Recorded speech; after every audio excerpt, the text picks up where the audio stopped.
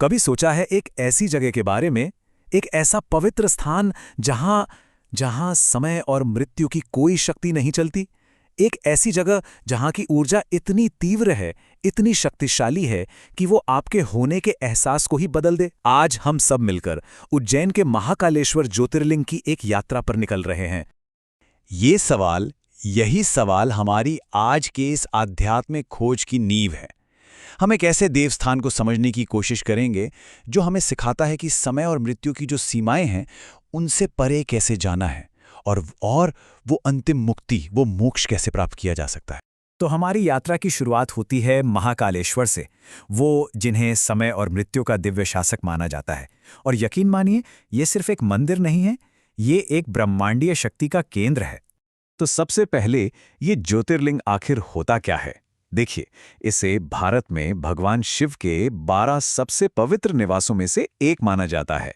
ज्योति का मतलब है प्रकाश और लिंग शिव की उस निराकार दिव्य ऊर्जा का प्रतीक है। तो ये वो स्थान है जहां भगवान शिव प्रकाश के एक असीम स्तंभ के रूप में प्रकट हुए थे। और यहीं पर महाकालेश्वर की वो सबसे अनोखी बात सामने आती है जो इसे बाकियों से बिल्कुल अलग बनाती है। जहां भारत के दूसरे सभी 11 ज्योतिर्लिंग पूर्व की ओर यानी सूर्योदय और जीवन की दिशा में देखते हैं, वहीं महाकालेश्वर दुनिया का एकमात्र ज्योतिर्लिंग है जिसका मुख दक्षिण दिशा की ओर है। अब हिंदू परंपरा में दक्षिण को मृत्यु की दिशा माना जाता है और इस तरफ मुख करके महाकालेश्वर मृत्यु पर अपने सर्वोच्च अधिकार का ऐलान करते हैं। और इसी वजह से उन्हें अपना इतना शक्तिशाली नाम मिला है, महाकाल। महा का अर्थ है महान और काल का अर्थ है समय या मृत्यु। तो महाकालेश्वर वो हैं जो समय की सीमाओं से, मृत्यु के डर से, इन सब से परे हैं और वो अपने भक्तों को भी अकाल मृत्यु के भय से बचाते हैं। चलिए अब जरा इस मंदिर के इतिहास में उतरते हैं और देखते हैं कि कैसे यहाँ आस्था और अटूट विश्वास की एक गहरी विरासत बनी है। बहुत पुरानी कथाओं के अनुसार उज्जैन के एक राजा थे चंद्रसेन, जो शिवजी के बहुत बड़े भक्त थे। एक छोटा लड़का था श्रीखर, वो भी राजा के साथ पूजा करना चाहता था, पर उसे मना कर दिया गया। लेकिन उसकी श्रद्धा देखिए, उसने अलग ही पूरी भक्ति से प्रार्थना की। और जब दुश्मनों ने शहर पर हमला किया तो कहते हैं कि उस लड़के की सच्ची पुकार सुनकर भगवान शिव अपने महाकाल रूप में प्रकट हो गए। उन्होंने राक्षसों का संहार किया और फिर अपने भक्तों के कहने पर हमेशा के लिए वहां एक स्वयंभू ज्योतिर्लिंग के रूप में स्थापित हो गए। इस मंदिर का इतिहास भी गजब का है। ये विनाश और फिर से उठ खड़े होने की एक मिसाल है। पुराणों के हिसाब से इसकी स्थापना सबसे पहले प्रजापति ब्रह्मा ने की थी। फिर 13वीं सदी में सुल्तान इल्तुतमिश ने इसे पूरी तरह से ध्वस्त कर दिया था। लेकिन आस्था को कहाँ नष्ट किया जा सकता है ना? 18वीं सदी में मराठा जनरल राणोजी शिंदे ने इसका फिर से और भी शानदार तरीके से पुनर्निर्माण करवाया। आज जो हम संरचना देखते हैं वो उन्हीं की देन है।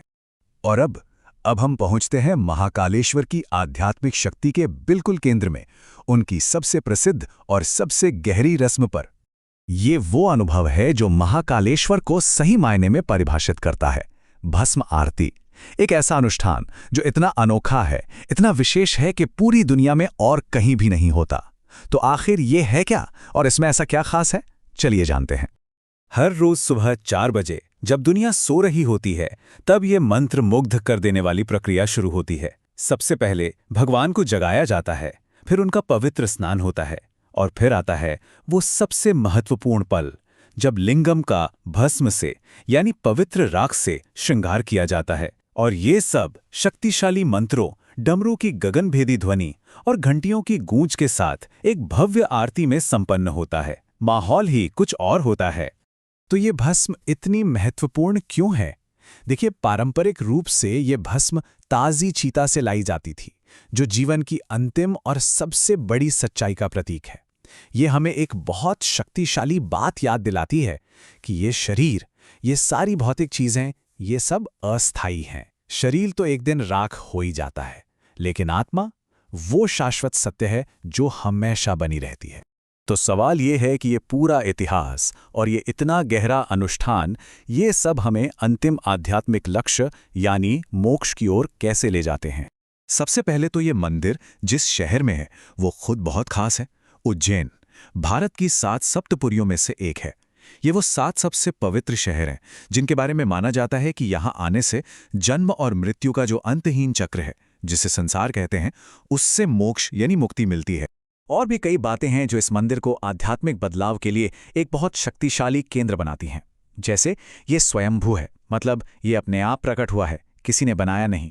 इसकी 3 मंजिला वास्तुकला भी बहुत अनोखी है। और जैसा हमने बात की, इसका दक्षिणमुखी होना इसे मृत्यु का स्वामी बनाता है। इतना ही नहीं, प्राचीन भारतीय खगोल शास्त्री से पृथ्वी की नाभि यानी धरती का केंद्र भी मानते थे। और आखिर में चलिए कुछ ऐसी अनोखी मान्यताओं के बारे में जानते हैं जो इस शहर और इसके दिव्य शासक के बीच के रिश्ते को दिखाती हैं। उज्जैन में एक बड़ी दिलचस्प मान्यता है। वहां के लोग मानते हैं कि भगवान महाकाल ही उज्जैन के एकमात्र और सच्चे राजा हैं, और इस परंपरा की वजह से कोई भी दूसरा राष्ट्राध्यक्ष, चाहे वो प्रधानमंत्री हो या राष्ट्रपति, रात भर शहर में नहीं रुक सकता, क्योंकि शहर का शासक तो केवल एक ही हो सकता है, महाकाल।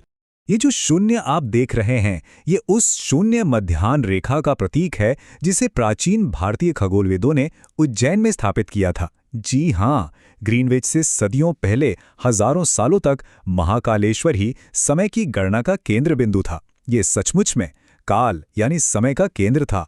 चलिए इस चर्चा को इसी शक्तिशाली विचार के साथ खत्म करते हैं।